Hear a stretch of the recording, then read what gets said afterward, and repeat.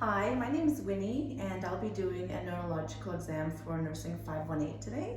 So how I'll start is I'll introduce myself to the patient and ask for consent to do the assessment. Hi, my name is Winnie Lorne and I'm a nurse practitioner student. May I conduct a neurological exam on you today? Yes. Thank you. So the first thing I would do is gather all my equipment, position the patient in the position that I want to assess him in. I will ensure privacy and I'll ensure that I wash my hands and don the appropriate PPE. The nurse will give me the set of vital signs before the assessment. To start, I'm going to note the patient's overall general appearance. I'm looking at his overall cognition. Does he know why he's here today? Is he dressed appropriately for the weather? Is his thought processes appropriate? And is there overall orientation of the day and such? Then I'll move on to cranial nerve 1, which is the olfactory nerve. So that's a sensory nerve. You're just gonna plug your nose and I'm just gonna get you to sniff. And I'm checking to see if his nares are patent and do that on the other side. And typically I would do a smell test. So I would give him a smell that's familiar, such as peppermint or coffee. And I'd ask the patient if he can discriminate what the smell is. So first of all, I'd say, do you smell anything? And then are you able to distinguish it? Cranial nerve 2 is optic nerve. And normally I would do a Snellen test. I would get the patient to wear his corrective lenses if he uses any. And then I'd get him to cover the one eye, so you can just simulate it. Cover one eye, read the Snellen chart, and then cover his other eye and read the Snellen chart again, and then with both eyes. For the purpose of this test, I'm going to do a finger wiggling test. So I'm going to get you to face like slightly towards me, and I'm going to get you to cover your left eye, and I'll cover my right, and a 50% plane so that the patient could get an opportunity to detect my fingers wiggling from the side. I'm going to ask you to say yes whenever you see my finger, okay? Yes. Yes. Yes. And I'll cover the same eye, you don't move, and then at that you Yes. can. Yes. Yes. Yes. Okay, so that's the finger wiggling test, so thank you. And for optic nerves 2 and 3, I'd be looking at the patient's pupils to see if they're symmetrical, equal and bilaterally. So what I'll be doing is checking to see if there's any pupillary response to light. And normally I would turn off the light, but for this test, I'll just provide some shielding so that I can see if his eyes constrict the light. Perfect. So I shine the light in his left eye, and I was looking right at his left pupil. And I would do the same thing I would do the same thing, and I would look for consensual response in his other eye. So I'm just going to shine the light in your left eye again, and then I see consensual response in your right eye. And then we're going to move on to the cranial nerves 3, 4, and 6, so that those are mixed nerves. 3 is ocular motor, 4 is trochlear, and 6 is abducens. But before I move on to that, I'm going to test for convergence and accommodation. So I'm going to get you to focus on my pen, and I'm going to move it closer to your nose. I'm looking to see if the eyes converge symmetrically. Perfect. And then I'm going to test for accommodation. So I'm going to get you to focus on this pen light, and I'm going to get you to look at something behind me, maybe that flower over there, and then I expect his eyes to dilate when he's looking at the flower. Okay, so look at the pen, and then now look at the flower behind me. Oh, don't move your head though. So just move your eyes.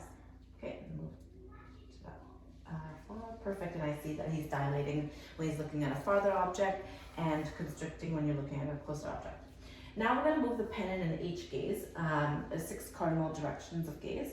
So I'm going to get you to follow my pen, and I'm looking for any nystagmus or involuntary jerking of the eye. So that's excellent. So that's cranial nerve 3, 4, and 6. Now we're going to move back to cranial nerve 5, which is trigeminal. So this is a mixed nerve, and it provides taste to the anterior 2/3 of the tongue, so that's sweet, salty, bitter, and sour. What I will be doing is seeing if the patient is responsive to touch, so light touch, sharp, and dull. So I'm going to get you to just close your eyes and tell me when you feel me touch, okay? touch, touch, touch. Perfect. And I will repeat that on the other side. Now I'm going to use a sharp and a dull object, and you just let me know if it's sharp or dull. Okay, this is what sharp feels like, and this is what dull feels like, okay? Dull, sharp, sharp, dull. Perfect, and I would repeat that on the other side. And now I'm looking at strength of the jaw. So I'm gonna get you to clench your jaw. And I'm feeling the temporal muscles and the masseter muscles and their appropriate strength. Now move your jaw back and forth. Perfect, and that's of appropriate strength. Cranial nerve 7 is a mixed nerve as well, and it provides tear and saliva secretion, so that's the facial nerve. It also is responsive. So I'm looking at the patient's face. I'm looking for symmetry in the face. I'm looking for whether it's moving bilateral, symmetrically. So I'm going to go through a range of motions with you, and you follow me. I'll do it with you. So raise your forehead. Perfect. And frown for you. Puff your cheek up. Smile. Perfect. And show your teeth. Excellent. So that's normal. So that's cranial nerve 7. Cranial nerve 8 is vestibulocochlear, so it's the auditory test.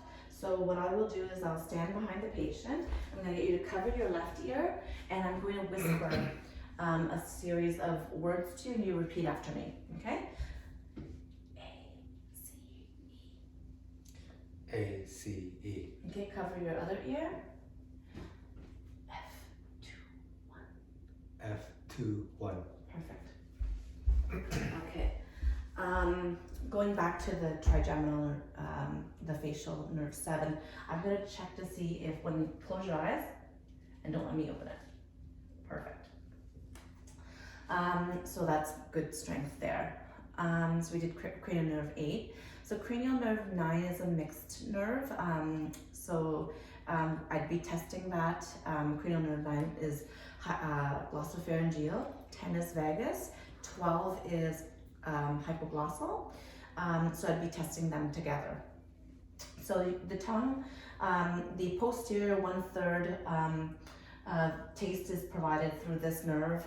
It's also responsible for tear and saliva secretion.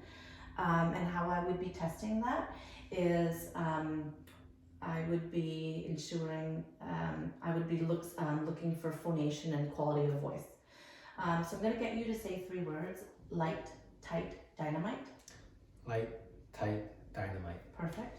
I'm going to look inside your mouth, and I'm going to get you to open your mouth and say ah. Ah. So your uvula's midline, palatal elevation is good. Tongue at rest, it's not jerking and twittering or whatever. So that's excellent. Then I'm going to be looking at the strength of your tongue, the tongue movement, which is cranial nerve 12. So I'm going to get you to move your tongue from side to side. Stick out your tongue. Perfect. So it's protruding. So good tongue movement. Moving on to cranial nerve 11.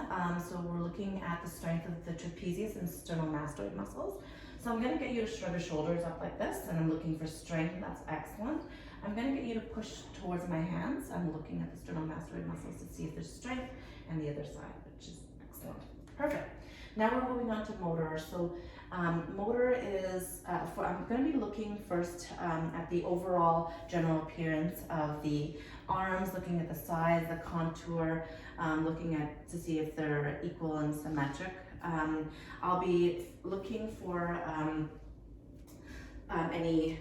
I'm going to just get up here, and I'm looking for laxity or flaccid movement. So I'll put the patient through some passive range of motion, and I'm going to just guide him through it and just looking for any flaccid or movement. Okay, and no palm feeling. And I'll do that on the same thing on the lower leg. So I'm just gonna get you to relax your leg, and I'm just gonna rotate from the knee and then rotate from the ankle, just to get you to relax like this. Okay, I'm gonna observe for any tremors or tics. So I'm just gonna get you to stick out your hand like this, and I'm just looking to see if there's any shaking or anything like that. So that's excellent. Okay, moving on to upper body and lower body strength. So what I'm going to do is I'm going to ask you to stick your hands out, and okay, so you're going to just pull me towards you. Okay, perfect. Okay, pull me towards you. Perfect. So that's elbow flexion, elbow extension, push down. Perfect. Wrist extension, so bring your wrist up. Perfect. Perfect. And spread your fingers like this, finger abduction, so don't let me push together. Perfect. Grip strength, so turn it and squeeze my fingers. Excellent. And I'm just going to do finger opposition, so like this, and don't let me pull. Perfect. So if I were to grade the strength, it would be normal, 5. Okay. And then I'm going to do it on the lower body. So I'm going to get you to push down. And so that's hip extension, hip flexion, push up. Perfect. And then knee flexion, so push up and push in. So that's knee flexion and extension. And then I'm going to do hip abduction. Push outwards. That's hip abduction, and hip adduction, so closer. Perfect. And then we're going to do ankle dorsiflexion and plantar flexion. So I'm going to get you to push upwards, and that's ankle dorsiflexion, and downwards, which is ankle plantar flexion. Okay, and I would grade the strength again, so it's normal, 5. And then I'm going to move on. So I'm going to do coordination. So we're going to do upper body and lower body coordination. So I'm going to go through, get you to do this. So rapid alternating movements. So upper body, rapid alternating movements, and then the same thing on the bottom. So tap your feet on my hands. Perfect. Rapid alternating movements on your feet. So that's normal. Okay. Now we're going to get you to stand up. And I'm going to get you to walk, start over here, and walk normally that way. Yeah, perfect. And walk back towards me, but tandem walk, so heel, toe, heel, toe. Excellent. And then now walk on the balls of your feet. Perfect. And then walk back on the heels of your feet. Excellent. And you can just stop right there. So move back a little bit. And then now we're going to do one standing leg bend. So we're going to stand on one knee. So yeah, perfect. And then bend your knee. Perfect. Excellent. So excellent coordination there. Now we're going to do the Romberg test. So you can move into the camera. And what I'm going to do is I'm going to get you to close your eyes. And I'm going to be looking for any swaying front to back. So that's the Romberg test, and there's no swing. Now I'm going to ask you to put your hands up like this, okay? Close your eyes, and I'm going to count to 10, and I'm looking for pronation. So this is a pronator drift, and I'm just looking for something like that, which is no good. So 1, 2, 3, 4, 5, 6, 7, 8, 9, 10. Excellent. Okay. So that was the coordination test. Now I'm going to get you to sit back down. Okay. I'm going to be feeling for sensation in the lower and upper and lower extremity. So I'm going to use a cotton again, and then after that, you just close your eyes and let me know if you can feel it, okay? So, perfect. Say yes when you feel it. Yes. Yes. Yes. Yes. Yes. Yes. Yes. Yes. Yes. Perfect. And I would repeat that on the other side. And now just discriminate between sharp and dull. Okay? sharp, sharp, down, down, down, sharp, down, sharp, sharp. Perfect. So that's the first sensation. I'm going to move on to vibration. So what I would do is I'm just going to ask you, oh yeah, I forgot this one here. I'm going to ask you to discriminate between graphesthesias. Basically, I'm going to write a number on your palm and you let me know what number it is, okay? 3. Oh, sorry. And stereognosis. I'm just going to get you to close your eyes and identify what object this is. Paperclip. Okay. And then I'm going to do the tuning fork. So I'm just going to ask you to let me know if you feel it, okay? All right. So I'm gonna close your eyes. Vibrating. Tell me when it stops. Stopped. Okay, I'll do that on his foot as well. So tell me when you feel it. Feel it. And tell me when it stops. Stopped. Perfect. Okay, so now I'm going to do reflexes and I'm going to be grading it from 0 to 4 plus. So first of all, I'm going to start off with your triceps. Okay, so just relax it. Perfect, I guess. Okay. And okay, excellent. So I feel a little bit of tug here, so that's good. And now biceps. So I'm just going to get you to relax it here. Perfect. Brachioradialis. So I'm just gonna. That's excellent. So I would grade that normal, which is a 2, and then I would do on the lower body as well. So patellar. Okay, close your eyes. Excellent. And back feet. Ankle. Excellent. So that's 2 plus. Okay, so we've done the reflexes. Now what I'm going to do is I'm going to check for cutaneous stimulation reflexes. So I'm going to get you to put your feet up here. Okay. And I'm going to start, okay, so I'm going to start on the ball of your feet and I'm moving medially. And I'd like to see plantar flexion, so we don't want to see a Babinski response, which is flaring of the toes. Okay, I'm gonna get you to lay down. We're gonna do some special meningeal tests. Sorry. Okay.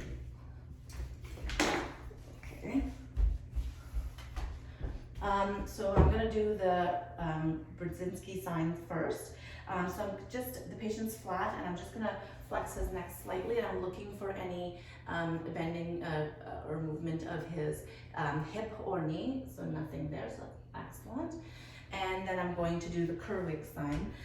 So I'm going to bend his knee at a 90-degree angle and I'm gonna flex it outwards, extend it outwards, and I'm looking for any pain or any resistance to the movement, which would indicate a positive Kernig sign and which could suggest meningeal irritation or meningitis. Okay, thank you very much.